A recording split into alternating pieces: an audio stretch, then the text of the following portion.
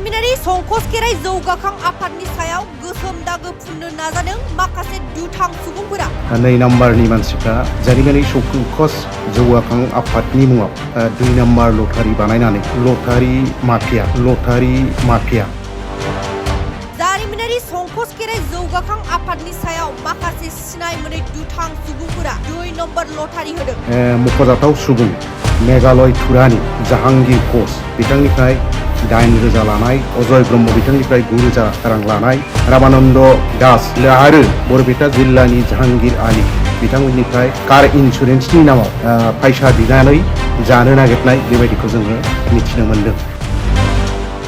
नंगौ, गसाइगाव महकुमानि सिङाव थानाय एबा रायमना माहारियारि पार्क सेरनि भारत आरो भुटान सीमा ओनसोलाव थानाय बयजोंबो मिथिसार जानाय जारिमिनारि संकस खेराइ जौगाखां आफादनि सायाव माखासे सिनाय मोनै दुथां सुबुंफोरा 2 नम्बर लटारि होनानै गोसोम दागो फुननो नाजादों। जारिमिनारि संकस खेराइ जौगाखां आफादनि बिबानगिरिफोरा फोरमायनाय बायदिब्ला माखासे सान सिगांनिफ्रायनो सोरबा सिनाय मोनै दुथां सुबुंफोरा बे आफादनि मुं लानानै अनलाइननि गेजेरजों माखासे लटारि फानगासिनो दं। बियो गासिबो नंखाय। बे लटारिखौ रावबो रायजो राजाफोरा लानो नाङा आरो संकस खेराइ जौगाखां आफादा दायो बेबायदि जेबो लटारि होआखै होनना खौरां मेलनि गेजेरजों फोरमायदों जारिमिनारि संकस खेराइ जौगाखां आफादनि बिबानगिरिफोरा। जोङो मिथिनो मोन्दों जे माखासे लटारि माफिया 2 नाम्बारनि मानसिफ्रा जोंनि जारिमिनारि संकस जौगाखां आफादनि मुङाव 2 नाम्बार लटारि बानायनानै जे माखासे मख'जाथाव सुबुं मेघालय तुरानि जाहांगीर घोष बिथांनिफ्राय 8,000 लानाय आरो गुबुन सासे चिरां जिल्ला बासुगावनि अजय ब्रह्म बिथांनिफ्राय 9,000 रां लानाय, चिरां जिल्लानिनो धुब्रीनि रामानन्द दास आरो बरपेटा जिल्लानि जाहांगीर आली बिथांमोननिफ्राय कार इन्सुरेन्सनि नामाव फैसा बिनानै जानो नागिरनाय बेबायदिखौ जोङो मिथिनो मोन्दों।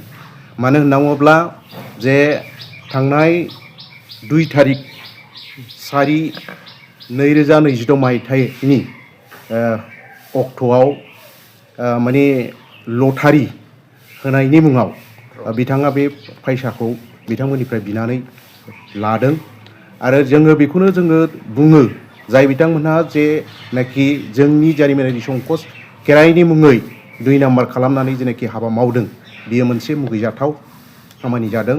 मानो होनना बुङोब्ला जोङो बे अक्ट'आव जोङो जोंनि जेनाखि जारिमिनारि संकस खेराइ जौगाखां आफाद बिनि मुङै जोङो मोनसेबो लटारि होआखै। मानो होनना बुङोब्ला जोङो होदोंमोन होनना बुङोब्ला 2024 मायथाइनि 30 आगस्ट बेयावसो जोङो होदोंमोन आरो दाखालि फेब्रुवारि 14 अक्ट' 2026 मायथाइ बेयाव जोङो मोनसे खेला होदोंमोन आरो बिनि अनगायै जोङो दाखालि जेबो खेला होआखै। दा बेखौनो जोङो खावलायनो लुबैदों जाय बिथांमोनहा बे खेलानि मुङाव जाय बिथांमोननिफ्राय फैसा बिदों एबा लानो नागिरदों अनलाइनै बिथांमोना जाहाथे बे लटारिखौ लाया। मानो होनना बुङोब्ला बेयाव माने जेबो बिथा गैया, बेयाव सैथोता गैया। बेनिखायनो जोङो खावलायो बिथांमोना बे लटारिखौ लानो नाङा आरो जाय बिथांमोनहा दिनै जोंनि मुङै जे 2 नाम्बार खालामनानै जे रायजोफोरनिफ्राय अनलाइननि गेजेरजों फैसा खांनानै जानो नागिरदों लटारिनि मुङाव बे बिथांमोनखौ जाहाथे माने मा होनो आयेननि गेजेरजों जाहाथे साजा होयो जों बेखौ खावलायो। लोगोसे बेखौनो जोङो रायजोफोरनि बिथांमोनखौ खावलायो जाहाथे बे लटारि होनायखौ जाहाथे नुयोब्ला जोंनो जाहाथे खिन्था हरबावो जों बेखौ खावलायो आरो। लटारिखौ अफलाइन ना अनलाइननि गेजेरजों फानदोंमोन? बेखौ अनलाइननि गेजेरजों फाननाय जों मिथिनो मोन्दों। बेवहाय दङ जयन्त बरा बिथाङा गावनि जेनाखि QR कड बे QR कडनि गेजेरजोंनो नैबे मेघालयनि तुरानि जाहांगीर घोष आरो चिरां जिल्ला बासुगावनि अजय ब्रह्म बिथांमोननिफ्राय बिथाङा कार इन्सुरेन्सनि मुङावहाय फैसा बिनानै लादोंआव फैयो सोंफैयो अब्लासो जोङो बे खबरखौ मोननो हादों आरो। ओंखायनो जोङो दा रायजोफोरखौ बेखौनो स्पष्ट बुङो जे जों बेबायदि लटारि होआखै। बे लटारिनि मुङै जायफोरनावहाय फैसा बिदों बिथांमोनहा जाहाथे बे फैसाखौ हरा बेखौ जोङो খাওলাই। আপোনালোক সবলৈ মই নমস্কাৰ যাচিলোঁ। মই গোসাইগাঁও জিলা দুলাৰায় গুটি বাথৌ আফাদৰ সভাপতি আৰু বুৰঞ্জী খ্যাত সংকোচ উন্নয়ন সমিতিৰ সভাপতি।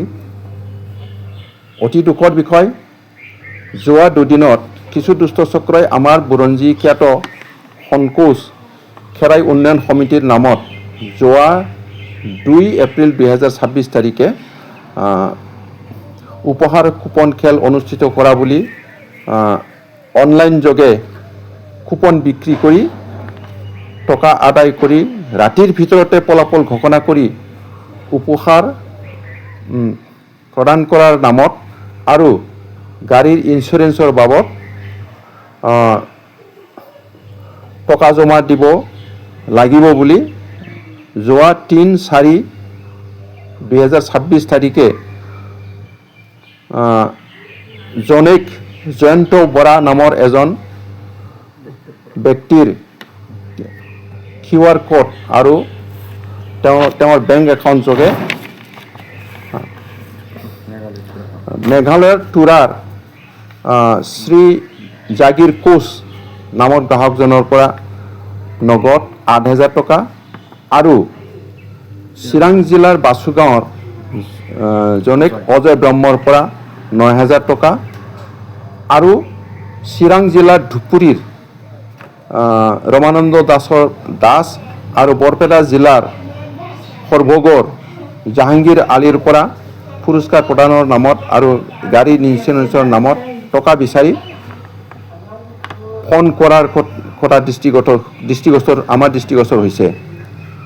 উক্ত গ্ৰাহককেইজনে যোৱা 4 তাৰিখে ৰাতিপুৱাৰ পৰা তেওঁলোকৰ পৰা কোনো ফোন কল নোপোৱাত আৰু ফোন যোগাযোগ ব্যাহত হোৱাত আমাৰ সংকোচ খেৰাই উন্নয়ন সমিতিৰ লগত আহি যোগাযোগ কৰি পেলাই তেওঁলোকে কিছু অভিযোগ আনিছে।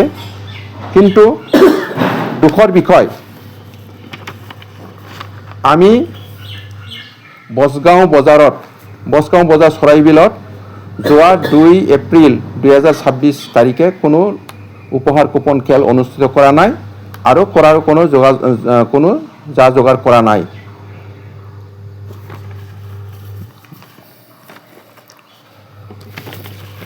কুপন বঁটা প্ৰাপকসকলৰ পৰা আমি উক্ত দুষ্ট চক্ৰান্ত সম্পৰ্কে যোৱা 4 তাৰিখে আমাৰ ইয়াত অহাত আমি জ্ঞাত হ'লোঁ আৰু আমি সমিতিৰ সদস্যসকলে একগোট হৈ লগে লগেই আমি প্ৰেছ মিডিয়া যোগে আৰু বৈদ্যুতিক মাধ্যম যোগে উক্ত দুষ্ট চক্ৰান্তৰ পৰা সাৱধান হোৱাৰ বাবে সংশ্লিষ্ট সকলো ৰাইজলৈ আৰু তেওঁলোকৰ লগত কোনো টকা পইচাৰ লেনদেন নকৰিবলৈ আমি শ্ৰদ্ধেয় ৰাইজক অনুৰোধ জনালোঁ আৰু পৰাসম্ভৱ তেওঁলোকৰ যিটো ফোন নম্বৰ আৰু তেওঁলোকৰ যিটো QR কোড, এই QR কোডৰ দ্বাৰা তেওঁলোকক কৰায়ত্ব কৰি শাস্তি দিয়াৰ বাবে আমি সংশ্লিষ্ট পুৰস্কাৰ বঁটা প্ৰাপকসকলক আমি অনুৰোধ জনালোঁ আৰু ভৱিষ্যতে যাতে তেনেকুৱা কোনো দুষ্ট চক্ৰৰ পৰা তেনেকুৱা অনলাইন যোগে কোনো টিকেট ক্ৰয় নকৰিবৰ বাবে আৰু এই দুষ্ট চক্ৰৰ পৰা সাৱধান হোৱাৰ বাবে আমি সকলো ৰাইজলৈ আমি অনুৰোধ জনালোঁ।